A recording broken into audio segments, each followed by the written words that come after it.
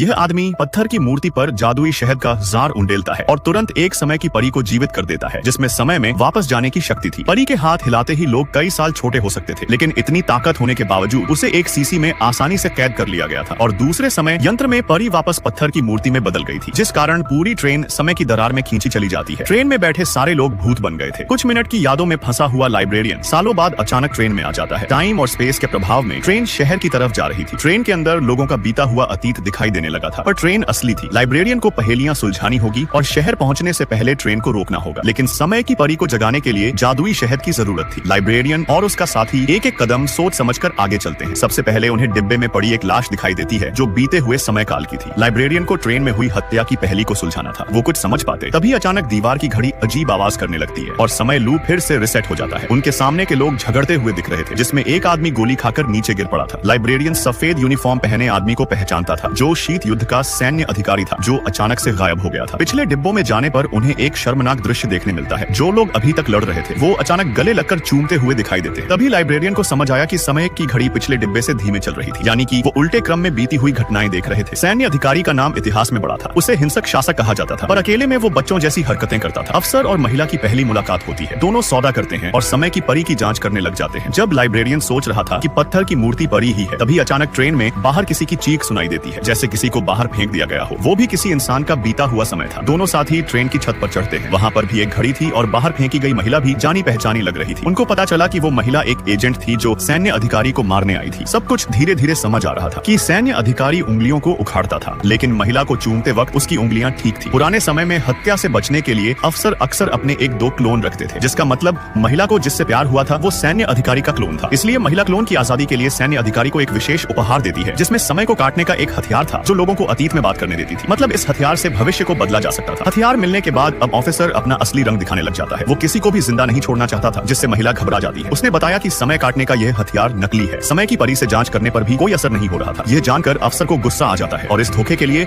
उसने अपने क्लोन को गोली मार दी थी, क्योंकि वो भी महिला से मिला हुआ था। तभी लड़की अफसर से बंदूक छीन लेती है और फिर वही दृश्य होता है जो लाइब्रेरियन ने शुरू में देखा था, जिसके बाद महिला अफसर के क्लोन को लेकर दूसरे डिब्बे में छिप जाती है। सैनिकों से बचने के लिए वो ट्रेन के डिब्बे को अलग करना चाहती थी, और छत पर चढ़ते समय वो फिसलकर ट्रेन से नीचे गिर जाती है। अब लाइब्रेरियन को समय का हथियार ढूंढना था, क्योंकि उसकी मदद से ही समय के चक्र को रोका जा सकता था, जिससे ट्रेन भी रुक जाएगी। लाइब्रेरियन अपने दोस्त को कॉल करके एजेंट महिला को ट्रेन के पास लाने को कहता है, क्योंकि एजेंट महिला अभी भी जिंदा थी, पर उनकी काफी उम्र हो चुकी थी। लड़कियां पोर्टल के जरिए एजेंट महिला को ट्रेन के पास लाती है और गाड़ी की स्पीड ट्रेन के बराबर रखकर एजेंट महिला को समय की ट्रेन में चढ़ा दिया जाता है, जहां बुढ़ी एजेंट महिला वापस से जवान हो गई थी और ट्रेन भी शहर में आ चुकी थी। तभी महिला घड़ी के अंदर से समय रोकने के हथियार को निकालती है, जिसकी मदद से ट्रेन में दशकों से फंसी आत्माएं धीरे धीरे गायब हो जाती हैं और ट्रेन भी अंत में टाइम और स्पेस से बाहर निकलकर रुक गई थी।